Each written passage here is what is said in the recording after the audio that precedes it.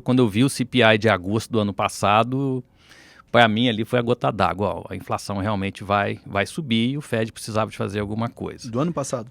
Agosto. CPI ele falou é o antes. IPCA dos Estados Unidos, né? Na verdade, o Fed olha o PCI, né? Porque é a inflação oficial que é mais baixa que o CPI. Tá. Porque o PCI ele consegue capturar melhor a substituição de preços, que o CPI é uma cesta mais rígida de consumo. Tá. Mas, assim, quando saiu o dado do CPI de agosto, eu joguei a toalha na inflação transitória. E ela é transitória se a gente pensar, a história dos bancos centrais são 300 anos, né? O que são 3 anos em 300? Então eu joguei a toalha na hipótese de inflação transitória. E o Fed demorou muito a fazer o aperto, começou tardiamente. Então, duas coisas. Essa questão da definição aí, da mudança da definição da recessão, o que eu gosto, entendeu? Para poder olhar. Eu não sei se o Coppola vai gostar das minhas ideias e se concorda com o indicador antecedente. Eu sempre estou olhando indicadores antecedentes. Então, qual é o indicador antecedente que eu gosto de olhar para o PIB americano? Fed de Atlanta. Então, quem acompanha o Fed de Atlanta de forma recorrente já viu que ele está apontando uma recessão, uma nova queda do PIB nesse trimestre. Isso já vem há semanas. Então, se vier um número negativo, alguém vai errar feio. O Blue Chip lá que o Atlanta coloca está 2% de PIB positivo e ele está 1,6% negativo. Peraí. Algumas coisas. Vamos lá. Primeiro, o Fed de Atlanta. Tem um Fed por estado, é isso? São 12 regionais nos Estados Unidos. Então, em vez de ter um Copom, tem mini Copons. Não, tem o Federal Open Market Committee, que é o FONC, que é o Copom. Que é o Copom deles, né? E lá você tem, se não falha a minha memória, são 7 membros do board, até 7, mais um membro fixo que é do Fed de Nova York.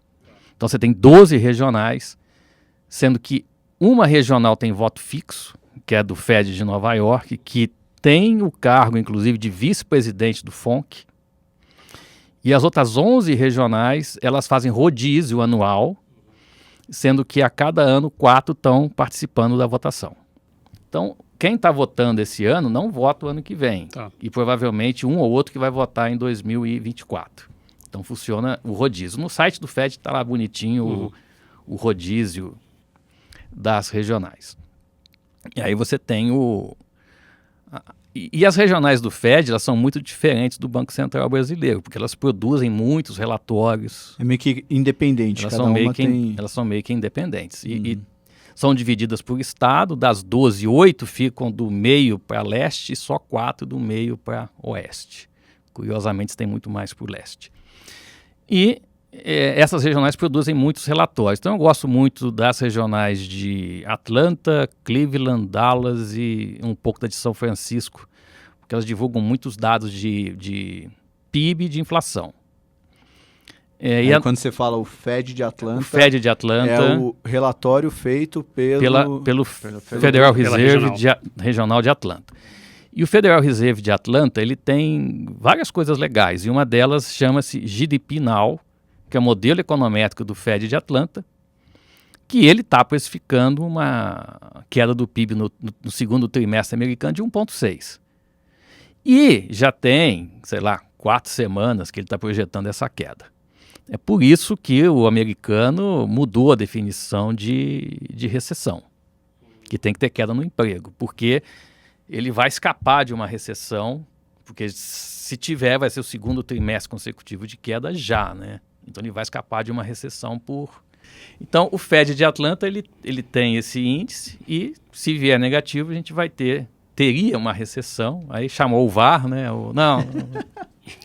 Não valeu a recessão, né? Porque o emprego não caiu. Mas para o mercado não muda muito, né? Não. É uma definição, é quase como, não tem mais pobre no país. Por quê? Porque eu aumentei a linha ali. Eu baixei a linha de pobreza. Eu baixei a linha de pobreza. E com relação à inflação, o CPI, eu olho mais o CPI porque ele é divulgado antes do PCI, uns 15 dias antes, então o mercado acaba olhando antes do CPI. E eu estava olhando muito assim, inflação da Covid e inflação não Covid. Eu gostava muito do gráfico da Piketty Asset, que colocavam no Twitter, ou do Fed de São Francisco também, que faz um trabalho assim bastante parecido. Agora eu estou de novo voltando para o Fed de Atlanta, porque lá ele tem uma definição de stick prices, que são os preços que têm dificuldade de cair, mais resistentes. Então ele divide a inflação em stick prices e preço variável lá, flexível, flexible e stick. O flexible está em torno de 17 e o stick está em 5,2. 17% ao ano. Mas aí, só pra gente... O stick é o quê? São preços qualquer mais coisa que rígidos, tá rígido, mas são coisas assim, preços administrados, por exemplo? Não, são qualquer coisa que está resistindo mais. São preços que têm uma dificuldade maior de variar com o tempo. Exatamente o que o Coppola estava dizendo. Uhum. A inflação pode cair rapidamente para 5%, mas se esse índice, né, dos preços mais rígidos não cair rapidamente, é exatamente o que a gente tem colocado. E por serem mais rígidos, na nossa ser mais difícil cair. Exatamente, na nossa visão. Será que o Fed, e eu falava no relatório lá no WMM que você citou, há muito tempo, duas coisas. O mercado não está preparado para dois assuntos. O Fed ser obrigado a ultrapassar a barreira de 4%. E 2, da China ter que fechar por causa da Covid. Já tem vários meses a gente falou isso, a variante da Omicron lá é a BA.1, o dia que bater a BA.4 vai dar dor de cabeça, não deu outra. Chegou a BA.4... Dor de cabeça e outros sintomas. Né? E outros sintomas. Chegou lá a BA.4 na China, agora a gente está vendo essa confusão. E se o Fed vai ultrapassar os 4%? Então, se essa inflação rígida não cair, que o Coppola colocou aí de forma correta, então o Fed pode ser obrigado a subir. Aí fica uma questão. Dívida PIB de 130. É bom para o Fed que o juro seja negativo real, né? Como é que ele vai pagar isso? O Japão tem 250. Pois é.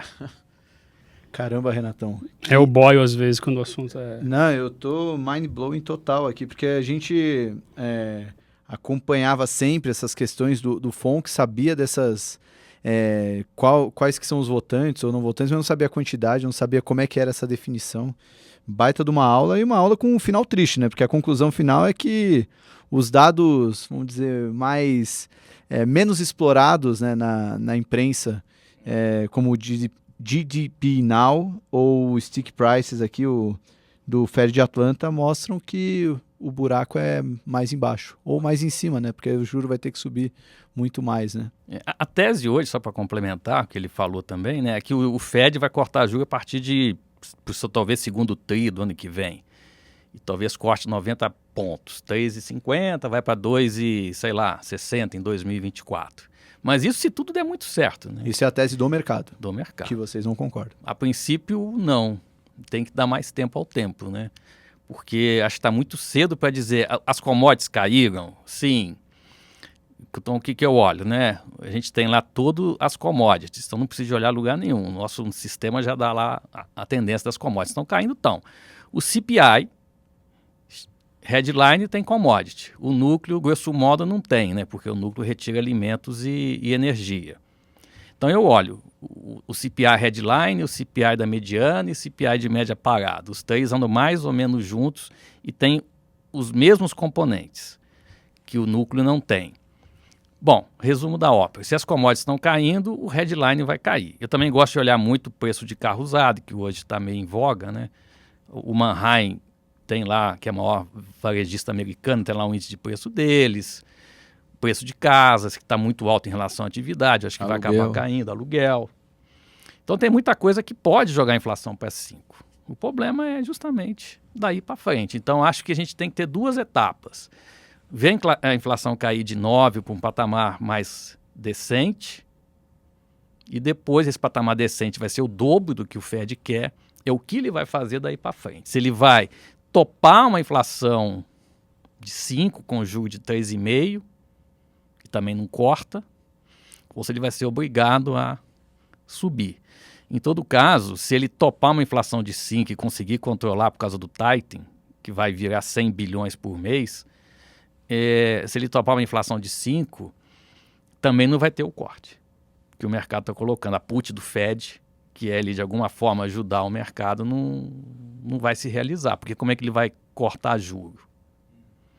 Então, acho que a gente precisa dos próximos passos. Aí, assim, no meu entendimento, essa reunião aí do dia 21 de setembro vai ser uma reunião bastante relevante. Acho que essa de julho está meio dada, que vai ser 75 pontos, né?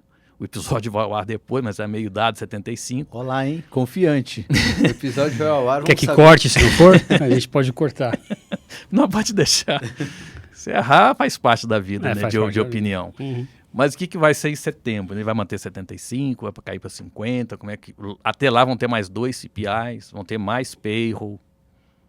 Então, por enquanto está muito cedo, mas eu vejo esse mesmo problema que ele está colocando de preço resistente. E com 3,5 de desemprego, 3,6, é duro de você fazer uma desinflação, né? É duro.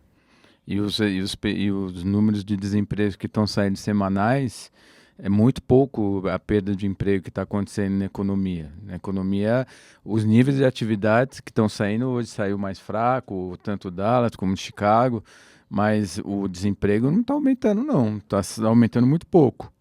Mas a lógica é que lag, a inflação, né? aumenta, daí você aumenta o juro e o primeiro resultado seria já cair o emprego.